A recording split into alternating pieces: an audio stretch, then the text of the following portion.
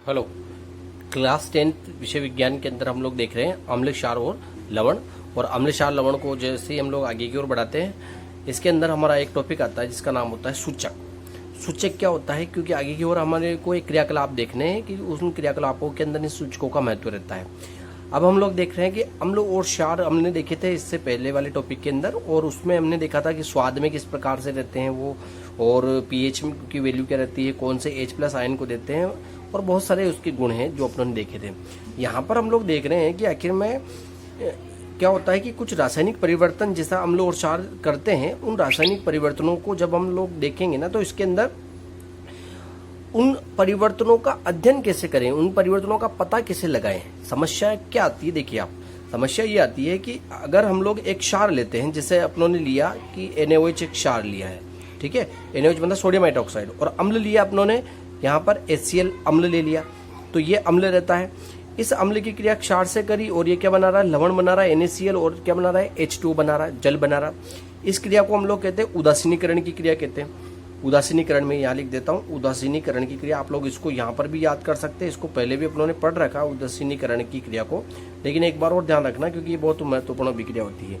अम्ल क्षार की इन क्रियाओं के अंदर जब हम लोग देखते हैं तो उदासीनीकरण की क्रिया में NaOH जो है वो रंगहीन है, HCl है वो रंगहीन है, और NaCl जो बनता है इसके अंदर वो भी रंगहीन है, और जल भी जो है वो रंगहीन है। समस्या क्या आ रही है अपने पास में, समस्या ये आ रही है कि हम लोग जब किसी पात्र के अंदर इस क्रिया को करवाते हैं, सपोज अपनों ने HCl लिया है और HCl के अंदर हम लोग बाहर से डाल रहे हैं, ऊपर से यहाँ पर डाल रहे हैं NaOH को डाल रहे हैं। HCl लिया, ये कैसा था, रंगहीन, NaOH डाल रहे हैं वो कैसा है, रंगहीन हो रहा है भी।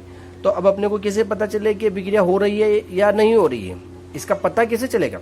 इसका पता अपने को किसकी सहायता से चलेगा, सूचकों की सहायता से चलेगा, क्योंकि ये किसी रासायनिक परिवर्तन की होने की क्या देते हैं, ये सूचना देते हैं। जब कोई रासायनिक परिवर्तन होता है उसकी सूचना देने का काम सूचक का होता है, जिनको हम लोग सूचक के नाम से ही जानते हैं। अब इस क्रिया में होता क्या है, इस क्रिया में जब ये अभिक्रिया होती है तो हम लोगों को अगर इस क्रिया का पता लगाना है तो इस HCl के साथ में हम लोगों को दो बूंद जो रहता है, 2 या 3 बूंद के लगभग हम लोग इसके अंदर एक सूचक डालते हैं जिसका नाम होता है फिनोल्फथेलिन। फिनोल्फथेलिन, इस फिनोल्फथेलिन सूचक को जब हम लोग इसके अंदर डालते हैं तो ये अम्ल के साथ में किसी प्रकार का रंग नहीं देता है। कौन नहीं देता है, फिनोल्फथेलिन अम्ल के साथ कोई रंग नहीं देता, ये रंगहीन ही रहता है। लेकिन जैसे इसके अंदर हम क्षार डालते हैं तो क्षार के साथ में अम्ल क्रिया करता है, लवण बना लेता है। एक निश्चित मात्रा आने के बाद में जितनी अम्ल होती है उतने अम्ल के साथ में क्षार क्रिया कर जाता है, उसकी मात्रा को ये खत्म कर देता है, क्योंकि उसने लवण बना दिया और जल बन गया। लेकिन जैसे ही क्षार की मात्रा बढ़ जाएगी, ये बात ध्यान रखिए आप लोग, जैसे ही क्षार की मात्रा बढ़ेगी तो अपने को पता कैसे चलेगा, क्योंकि ये भी रंगहीन, ये भी रंगहीन, ये भी रंगहीन और ये भी रंगहीन, हमें पता चलेगा फिनोल्फथेलिन की सहायता से। इसमें जो फिनोल्फथेलिन 2 बूंद पड़ा हुआ रहता है, ये जैसे ही क्षार डालते हैं, अधिक मात्रा जैसे ही क्षार की होती है, जब तक इस HCl रहेगा तब तक तो HCl को ये खत्म करता जाएगा और NaCl बनाता जाएगा। लेकिन जैसे ही क्षार की मात्रा 1 या 2 बूंद ज्यादा गिरी और 1 बूंद गिरते से ही यह फिनोल्फथेलिन के साथ में क्रिया कर जाएगा। जो फिनोल्फथेलिन अम्ल के साथ में रंगहीन था, वह क्षार की उपस्थिति में आते से ही क्षार के साथ में इसका गुण होता है कि ये अपना रंग परिवर्तित करके गुलाबी रंग दे देता है। तो जैसे ही इस विलयन का रंग गुलाबी होता है, हमें मालूम चल जाता है कि इसमें क्षार की मात्रा बढ़ गई है, और वह तब बढ़ेगी जब अम्ल की मात्रा पूरी खत्म हो जाएगी और अम्ल NaOH से क्रिया कर जाएगा। तो टोटल मात्रा से जब इसने क्रिया करी और एक अधिक मात्रा में जैसे ही क्षार आया, मतलब अभिक्रिया पूर्ण हो गई। तो अभिक्रिया की पूर्णता की सूचना यहाँ पर फिनोल्फथेलिन ने दी, इसलिए इसको हम लोग सूचक कह रहे हैं। सूचक वे पदार्थ होते हैं जो अभिक्रिया की सूचना देते हैं। यहाँ पर NaOH मतलब क्षार की उपस्थिति में फिनोल्फथेलिन का रंग गुलाबी हो जाता है। हम कॉमन बात कह सकते हैं कि फिनोल्फथेलिन क्षार को गुलाबी रंग प्रदान करता है, जिससे हमें ये पता चलता है कि सूचक जो है वह फिनोल्फथेलिन है, और यहाँ पर अधिक मात्रा में पदार्थ क्या बन गया है, NaOH आ गया है, क्षार आ गया है। तो इस प्रकार से हम लोग देखते हैं कि किसी प्रकार की अभिक्रिया की सूचना देने वाले पदार्थ सूचक कहलाते हैं। और इस एक्सपेरिमेंट से हमने जाना है कि फिनोल्फ्थेलिन एक क्षारीय सूचक है जो कि रंगहीन पदार्थों के अंदर अपनी उपस्थिति गुलाबी रंग देगा यदि उसके अंदर क्षार की मात्रा बढ़ जाएगी। तो सूचक किस प्रकार के हो रहे हैं, अगर हम लोग सूचकों का प्रकार देख लेते हैं तो हमारे पास में 10वीं स्टैंडर्ड पर 2 प्रकार मुख्य आते हैं। एक होता है प्राकृतिक सूचक, नाम से पता चल रहा है जो सूचक प्रकृति से हमें प्रदान होते हैं उनको हम लोग प्राकृतिक सूचक कहते हैं। हल्दी एक प्राकृतिक सूचक है, लौंग का तेल प्राकृतिक सूचक है, वेनिला एसेंस प्राकृतिक सूचक है और प्याज का रस भी प्राकृतिक सूचक रहता है। तो इन सूचकों को जब हम लोग किसी अम्ल में डालते हैं तो उनमें किसी प्रकार के रंग में परिवर्तन होने की वजह से, गंध में परिवर्तन होने की वजह से ये अपनी उपस्थिति दर्शाते हैं या उनकी सूचनाएं देते हैं कि ये पदार्थ अम्लीय हो सकता है या ये पदार्थ क्षारीय हो सकता है। जैसे अगर हम लोग देखें हल्दी, तो हल्दी एक प्रकार से रंग का सूचक होता है, ये रंग से सूचना देता है। जैसे हम लोग इसमें अम्ल डालते हैं तो अम्ल डालने पर इसका रंग जो रहता है गहरा, हल्दी मतलब पीला रंग जो रहता है उससे गहरा लाल रंग की ओर होने लगता है जो इसका रंग से सूचना देने का काम करता है। उसी प्रकार से वेनिला एसेंस जो रहती है ये गंध से सूचना देने वाले पदार्थ होते हैं। तो यहाँ पर अगर हम लोग इसके अंदर बात करें तो प्राकृतिक सूचक के अंदर भी एक तो रंग से सूचना देने वाले होते हैं और एक गंध से सूचना देने वाले पदार्थ होते हैं। तो जो गंध से देता है उनको हम लोग गंधीय सूचक के नाम से जानते हैं। तो जैसे वेनिला एसेंस है गंधीय सूचक है, प्याज का जूस है ये गंधीय सूचक है, लौंग का जो तेल होता है ये भी गंध का सूचक होता है, इसलिए इसको गंधीय सूचक के नाम से जानते हैं। और रंग जैसे हल्दी है तो ये हल्दी से अपने को रंग मिलेगा, इसलिए इसको हम लोग रंग के नाम से प्राकृतिक सूचक से उसको दर्शाते हैं।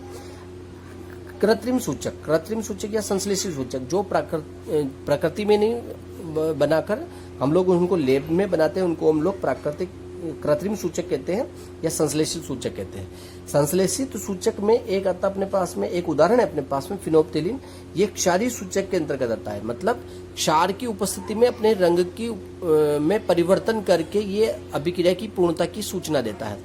और ये रंग कैसा परिवर्तित करता है, तो जैसे ही क्षारीय मात्रा बढ़ जाती है, क्षार की मात्रा बढ़ जाती है, अपना रंग गुलाबी रंग देने लगता है। मेथिल ऑरेंज एक अम्लीय सूचक है क्योंकि ये अम्ल की उपस्थिति में किसी अभिक्रिया की पूर्णता की सूचना देता है। क्योंकि मेथिल ऑरेंज जो रहता है उसका रंग ऑरेंज रहता है और जब अम्ल डालते हैं या अम्ल के संपर्क में ये आता है तो इसका रंग जो रहता है वह लाल हो जाता है। तो ये एक प्रकार से अम्लीय सूचक का उदाहरण है। तो इस प्रकार से अपने पास में प्राकृतिक सूचक जिसमें गंधीय सूचक और रंग से सूचना देने वाले होते हैं, कृत्रिम सूचक जिसके अंदर ये अम्लीय और क्षारीय प्रकार के सूचक अपनों ने देखे हैं। बहुत सारे और भी सूचक होते हैं लेकिन हमने 10वीं स्तर पर हम लोगों को इन सूचकों के बारे में जानकारी होना चाहिए क्योंकि आगे का क्रियाकलाप इनके ऊपर निर्भर करता है। आगे का हम लोग क्रियाकलाप देख लेते हैं जिसके अंदर हम लोगों को इन सूचकों के बारे में और ज्यादा जानकारी क्लियर हो जाती है। अब हम क्रियाकलाप के आधार पर इसका अध्ययन कर लेते हैं। हमें 2.1 क्रियाकलाप दे रखा है जिसके अंदर अगर हम लोग देखें तो कुछ पदार्थ बता रखे हैं कि ये पदार्थ हैं हाइड्रोक्लोरिक अम्ल। इनके नाम हम लोग बुक से देख सकते हैं, लिख लेंगे। हाइड्रोक्लोरिक अम्ल है ये, हाइड्रोक्लोरिक अम्ल, ठीक है, हाइड्रोक्लोरिक अम्ल। उसी प्रकार से ये सल्फ्यूरिक अम्ल है, ये नाइट्रिक अम्ल है, एसिटिक एसिड है, सोडियम हाइड्रोक्साइड है, calcium hydroxide, potassium hydroxide, magnesium hydroxide और अमोनियम हाइड्रोक्साइड है। तो ये प्रकार के पदार्थ है। इन पदार्थों को हम लोगों को टेबल के अनुसार अध्ययन करना है या इन परिवर्तनों को देखना अपने को। यदि हम लोग इस पदार्थ को थोड़ा सा टेस्ट ट्यूब में लेकर अगर हम लोग उसके अंदर लाल लिटमस डालें, उसमें यदि नीला लिटमस डालें, अलग अलग लेकर अगर हम लोग उसमें एक बार लाल लिटमस डालेंगे उसमें क्या परिवर्तन होगा, जब हम नीला लिटमस डालेंगे तो उस पदार्थ में क्या परिवर्तन होगा। फिर हम लोग एक और बार पदार्थ लेते हैं, ये वाला ही पदार्थ, एक ही पदार्थ को अलग अलग 4 बार 4 टेस्ट ट्यूब में लेंगे और उस पदार्थ के अंदर चारों प्रकार के पदार्थ डालकर हम लोग उसमें उसका अध्ययन देखेंगे। तो यहाँ पर मैं आपको कॉमन बात बता देता हूँ कि एक सूत्र हम लोग लिख लेते हैं कि हमें कैसे पता चले कि कौन सा पदार्थ अम्ल है और कौन सा पदार्थ क्षार है। जब हम लोग लिटमस परीक्षण करते हैं तो लिटमस परीक्षण से संबंधित अपने को एक सूत्र मिलता है या लिख लेते हैं अपन कि एक नाम लिखते हैं हम लोग अनिल, ठीक है, अनिल। अनिल का मतलब यहाँ पर निकल कर आता है, अ का मतलब होता है अम्ल। तो जो पदार्थ अम्ल होंगे, अम्ल और क्षार की बात कर रहे हैं हम लोग यहाँ पर, तो जो पदार्थ अम्ल होंगे वो नीले लिटमस, नी मतलब यहाँ पर हो जाएगा नीला, तो नीले लिटमस जो रहेगा उस नीले लिटमस को ये क्या कर देता है, लाल कर देता है।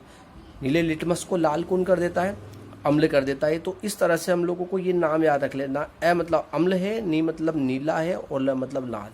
तो नीले लिटमस को क्या कर देता है, लाल कर देता है। तो यहाँ पर जितनी भी अम्ल होगी उसके लिए हम लोगों को ध्यान रखना है कि वो नीले लिटमस पर प्रभाव करेगी, लाल लिटमस पर नहीं करेगी। तो हम लोग यहाँ पर वही करते हैं। यहाँ पर हाइड्रोक्लोरिक अम्ल जो रहती है, नाम से पता चल रहा है कि ये अम्ल है, इस पर लाल लिटमस का कोई प्रभाव नहीं पड़ता है, कोई प्रभाव यहाँ पर नहीं पड़ेगा। क्यों नहीं पड़ता है, क्योंकि ये क्या है, अम्ल है, तो इसका कोई प्रभाव नहीं पड़ता है। ठीक है, नीला लिटमस को क्या करेगी ये, तो नीले लिटमस को ये क्या कर देगी, लाल करती है, नीले लिटमस को ये लाल कर देती है। ठीक है, फिनोल्फ्थेलिन, फिनोल्फ्थेलिन कौन सा सूचक है, यहाँ पर ध्यान रखने वाली बात है। मैंने पहले भी बताया था कि फिनोल्फ्थेलिन जो है वो किस प्रकार का सूचक है, ये क्षारीय सूचक है। तो अम्ल से इसका कोई लेना देना नहीं है, तो अम्ल पर इसका कोई प्रभाव नहीं पड़ेगा। तो हम लोग लिख देते हैं यहाँ पर कि अम्ल के ऊपर इसका कोई प्रभाव नहीं पड़ेगा। उस टेबल में हम लोगों को ये लिखना रहेगा, अम्ल पर कोई प्रभाव नहीं पड़ेगा। ठीक है, नहीं पड़ेगा। उसी प्रकार से अगर हम लोग देखें मेथिल ऑरेंज, तो मेथिल ऑरेंज जो रहता है, ऑरेंज कलर जो रहेगा वह लाल रंग में परिवर्तित हो जाएगा। मेथिल ऑरेंज जो रहेगा वह लाल रंग में परिवर्तित हो जाएगा। तो इस प्रकार से अम्लों के अंदर जब हम लोग देखते हैं तो ये परिवर्तन अपने को मिलेगा। यह भी सल्फ्यूरिक भी क्या है, एक प्रकार से अम्ल है, सल्फ्यूरिक अम्ल है, नाइट्रिक अम्ल है, एसिटिक अम्ल है। तो जितनी भी अम्ल अपने को दिख रही है उन सब में यही लाइन अपने को लिखनी रहेगी, क्योंकि हर प्रकार की अम्लों के अंदर ये कई गुण पाया जाता है। तो चारों प्रकार में हमारे पास में हमारा आंसर यही रहेगा, क्या रहेगा कि लाल लिटमस पर कोई प्रभाव नहीं, नीले लिटमस को क्या कर देगा, ये लाल कर देगा। और फिनोल्फ्थेलिन जो रहेगा उसके ऊपर कोई प्रभाव नहीं, और ऑरेंज मेथिल ऑरेंज जो रहेगा उसको ये लाल पदार्थ में कन्वर्ट करेगा। अब हमारे पास में आता है क्षार से संबंधित बात कि क्षार की क्या प्रकृति है। तो क्षार के लिए हमारा सूत्र उल्टा हो जाता है। उल्टा हो जाने का मतलब होता है, उसको हम लोग लिखते थे शालानी लिख देते हैं इसको। मतलब क्षार जो रहेगा, ये क्षार क्या करेगा, लाल लिटमस को किस में बदल देगा, नीले में बदल देगा। ये हमारा सूत्र उल्टा हो जाएगा। यहाँ पर हम लोग इसको जो समझे तो क्षालानी मतलब क्षार जो है ये लाल लिटमस को क्या कर देगा, नीले में बदल देगा। तो नीले में परिवर्तित कर देगा ये, ठीक है, परिवर्तित कर देगा, कर देगा, ठीक है। और नीला लिटमस पर कोई प्रभाव नहीं दर्शाएगा। तो नीले लिटमस के लिए जब अपन लिखेंगे तो इसके ऊपर क्योंकि इसका रंग परिवर्तन नहीं करेगा, वो नीले पर कोई प्रभाव नहीं दर्शाएगा, नहीं दर्शाता है, ठीक है। जिस तरह से लाल लिटमस पर अम्लीय प्रभाव नहीं दर्शाती थी, उसी प्रकार से नीले लिटमस पर क्षार प्रभाव नहीं दर्शाता है। फिनोल्फ्थेलिन के साथ में इसका क्या हो जाएगा, तो फिनोल्फ्थेलिन के साथ में ये पिंक कलर देता है। पिंक मतलब क्या हो गया अपने पास में, गुलाबी रंग। तो ये गुलाबी रंग को ये दर्शाता है, गुलाबी रंग देता है ये। तो ये हमें पता चलाएगा कि क्षारीय प्रकार का पदार्थ है, ठीक है। उसी प्रकार से मेथिल ऑरेंज पर इसका कोई प्रभाव नहीं पड़ेगा। तो मेथिल ऑरेंज पर हम लोग लिख देंगे कोई प्रभाव नहीं पड़ता है, ठीक है। तो यह यहाँ पर प्रभाव नहीं पड़ता है, ये क्षारों की प्रकृति होती है। तो मोटे तौर पर अगर हम लोग देखें तो ये सभी प्रकार के पदार्थ क्या है, क्षार है। कैल्शियम हाइड्रोक्साइड है, पोटेशियम हाइड्रोक्साइड है, मैग्नीशियम हाइड्रोक्साइड है, अमोनियम हाइड्रोक्साइड है। ये नाम पूरे के पूरे लिखने अपने को इसका। और इन सब के अंदर प्रकृति वही रहेगी, मतलब कि ये नीले लिटमस पर को तो लाल में परिवर्तित कर देगा। नीले लिटमस में परिवर्तन जो किया इसने उसको कैसा कर देगा, ये लाल बदल देगा। लेकिन लाल लिटमस को परिवर्तित किस में कर देगा, ये नीले में कर देगा। लेकिन नीले लिटमस पर कोई प्रभाव नहीं पड़ेगा। तो इस प्रकार से इन सभी प्रकार के पदार्थों के लिए हम लोगों को देखना है जो क्षार पदार्थ होते हैं उनके लिए, ठीक है। मैग्नीशियम हाइड्रोक्साइड है, इसकी भी प्रकृति इसी प्रकार से रहेगी। और अमोनियम हाइड्रोक्साइड नाम जरूर लिख लें यहाँ पर, calcium hydroxide, potassium hydroxide, magnesium hydroxide और अमोनियम हाइड्रोक्साइड। पहले वाला है सोडियम हाइड्रोक्साइड जो 5वें नंबर पर है। तो इस प्रकार से इस क्रियाकलाप को जब आप लोग देखेंगे तो हम लोगों को बहुत सारी बातें क्लियर हो जाएगी कि कौन से पदार्थ अम्लीय है, कौन से क्षारीय है और उनका परिवर्तन सूचक के आधार पर किस प्रकार से होता है।